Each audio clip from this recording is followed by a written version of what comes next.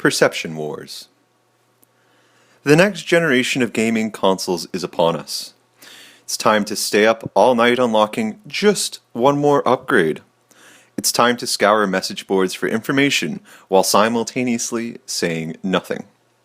Avoiding the inevitable rage wars between two groups of consumers who purchase different products and feel the need for their product of choice to win. It's also time to consider, now that a few flecks of dust have settled, who marketed better. Microsoft and Sony are not new to the tech game, and both companies spent an absurd amount of time and money creating the marketing communications materials which would translate their product into understandable chunks for consumption by console-hungry consumers.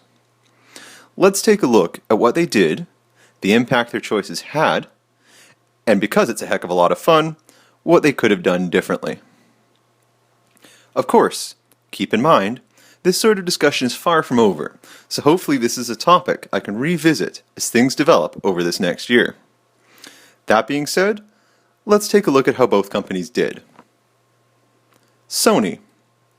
Sony's strategy has been very clear. Avoid the pitfalls of the PlayStation 3. Sometimes described as third console syndrome, Sony launched the PS3 with an abundance of confidence. Their mentality was essentially, if we build it, they will come. Essentially, they made the choice to not just upgrade their system, but find ways to actively push it into the next generation. Translation? Sony looked to innovate. They were proactively trying to shape the gaming environment and the perception of consumers. Instead of trying to cater purely to what consumers wanted right then and there, they attempted to give people a combination of what they predicted consumers would want, and what they felt they could guide consumers towards wanting. A great example of this was the addition of Blu-ray. When the PS3 came out, many consumers and industry veterans questioned, including some cray-cray, fancy new type of disc that many consumers perceived they did not want or need. However, Sony's position was, this is what you will want, and in 5 years you will feel silly for claiming it is not important to you. It paid off. Blu-ray slaughtered the optional HD DVD drive Microsoft offered, and has become the accepted modern format for retail movies and many modern television shows. However, the flip side to this coin is that when you tell a consumer they want something, and you make it mandatory and charge for it, you will always have resistance. You will always face the perception that if the consumer could have chosen for themselves, they would not have included this new feature. The irony being that gently pushing consumers towards perceived future, forced widespread adoption, is what allows new technology to take off and become part of their lives. The high price tag, the expensive features which some consumers did not feel was necessary or desired at the launch, all signal the build it and they will come approach I have discussed. Decide where technology is going, design towards those feature advances, and push adoption by consumers. Unfortunately, this ultimately hurt sales of the PS3. Industry veterans all seem to agree. The Xbox 360 beat, I'll add that is in bunny ears, the PS3. It did this by giving consumers only what they directly wanted at the time, and then patching and adding features and functionality as time went by.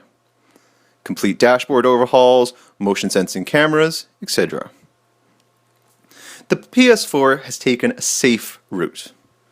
Sony learnt their lesson, and as far as most are concerned, are, again bunny ears, winning this generation so far.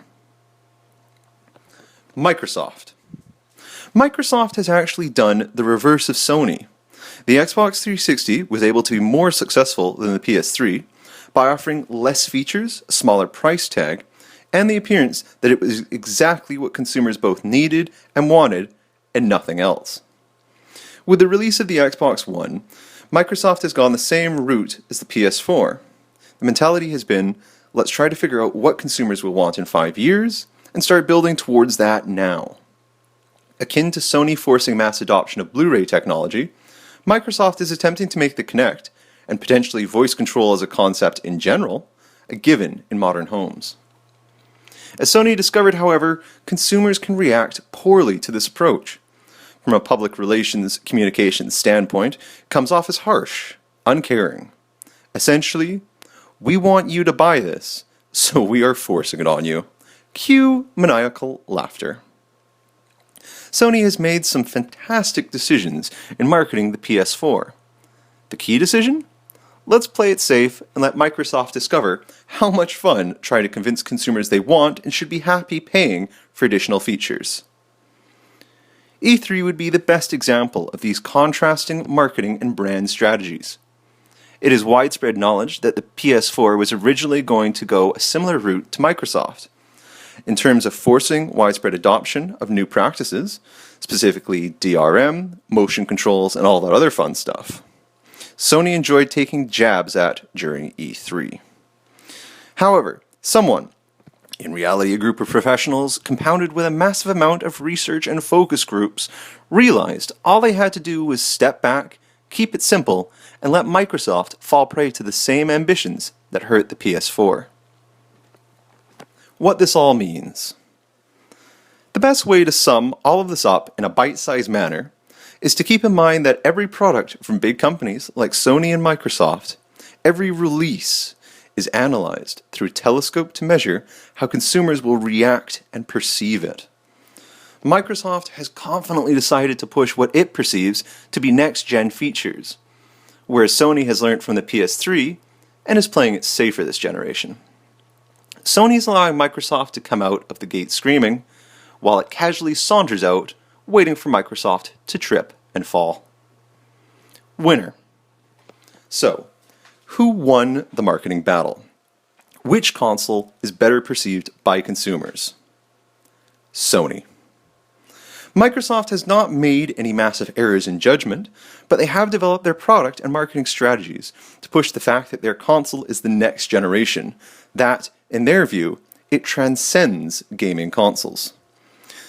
Sony, on the other hand, has smartly said, this is a competition. We are going to compete the best way we can, see what our competitors are doing, find out what is unpopular with consumers, even if said feature would technically be a good idea to include, and then create a marketing strategy that focuses directly on the competition between the two consoles.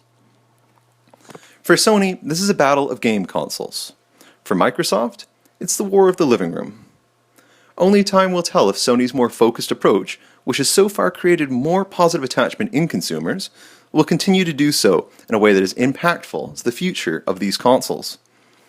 So the next time you feel the need to fan the flames, whether on an anonymous message board or to your friend who totally bought the wrong console, stop for a second and remember. The PlayStation 4 and the Xbox One are more different in how they are marketed and perceived than how many differences they truly bear. If you shear away the marketing fat, you have two black boxes that will both make millions of us happy. Until we look at the clock and realize, after playing just one more level a few times, the sun is creeping up and work starts in 2 hours. PS4 or Xbone, we all hate Mondays.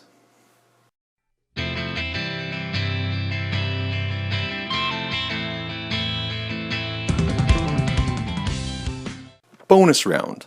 What if? What could either company have done to change how things went? This may sound kooky, but a massive late reveal could have had a massive impact on how things went. A great example of this would have been announcing a surprise launch title 1 to 2 weeks prior to the console release. Can you imagine if either company had announced a week prior to launch that Half-Life 3 was coming exclusively to their console? Half-Life 3 was merely an example, and one that would obviously never happen due to a million issues that Steam would have. Paramount being, they have no urge to support consoles, let alone one specific one.